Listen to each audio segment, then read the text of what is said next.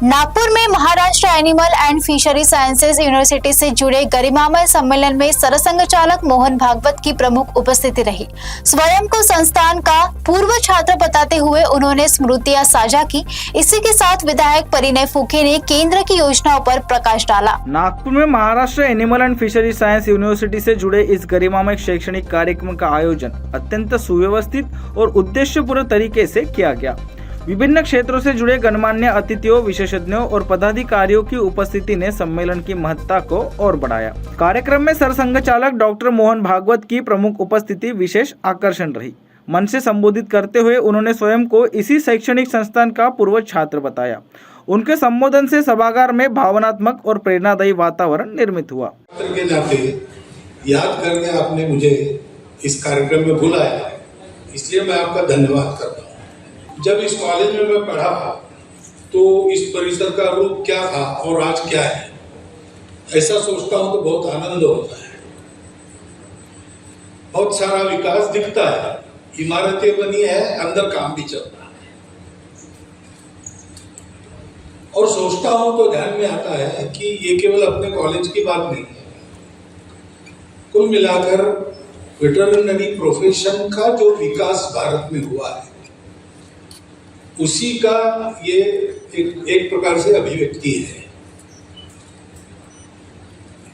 हम जब यहाँ पढ़ रहे थे तो पेट प्रैक्टिशनर को बिल्कुल नाम भी नहीं था, तो हमारी सोच भी छोटी थी। क्या करना है, ग्रेजुएट होके बॉन्ड था सरकार का, नौकरी रेडी थी, देहात में जाके करना है। तो एक लिमिटेड स्कोप सामने आता था। समाज में भी प्रतिष्ठा की वही स्थिति थी। 4 लोगों में हम वेटरनरी डॉक्टर है, ऐसा कहना हिम्मत करनी पड़ती थी। करते थे उस समय भी हम लोग, परंतु करनी पड़ती थी। अब आज ऐसा नहीं है, क्योंकि चाहे वो अपना देहाती इलाका हो या शहरी इलाका, दोनों तरफ पशुओं का महत्व बढ़ गया है। तो जैसा आपने कहा कि अब अनुभव के आधार पर सारा विश्व सोच रहा है, हम तो उसके पहले से सोच रहे थे। एक देश के नाते हमारी परंपरा में है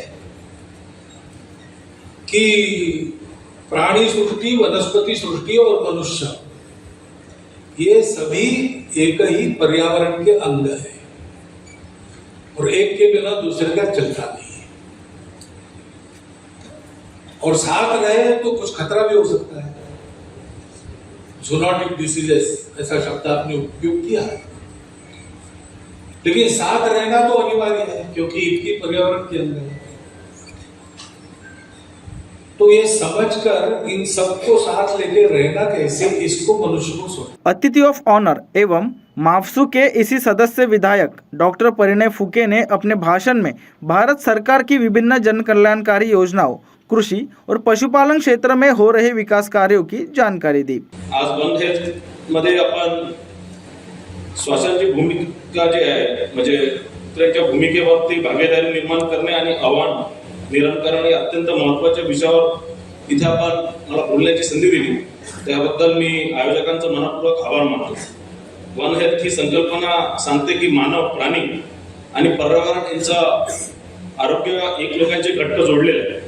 या संकल्पनेत श्वासांची जी भूमिका आहे, श्वानांची जी भूमिका आहे ती अत्यंत महत्त्वाची आहे। रेबीज सारख्या झुनोटिक आजारावर नियंत्रण ठेवण्यासाठी श्वानांची लसीकरण हा सर्वात प्रभावी उपाय आहे। भारत सरकारने 2030 पर्यंत रेबीज निर्मूलनाच्या दृष्टिकोनातून राष्ट्रीय कृती आराखडा राबविण्यात आलेला आहे।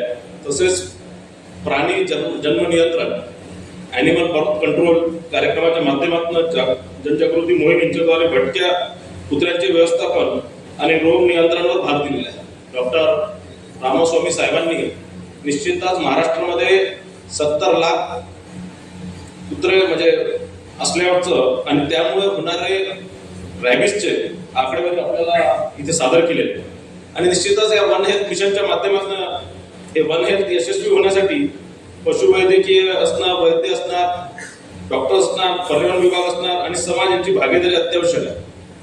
एकत्रित प्रयत्नामुळे आपण निरोगी, सुरक्षित आणि संतुलित समाज निश्चितच घडू शकतो. मंच पर डॉक्टर एस प्रतापन और डॉक्टर एस बी पारबुद्धे ने सम्मेलन के उद्देश्यों को स्पष्ट किया.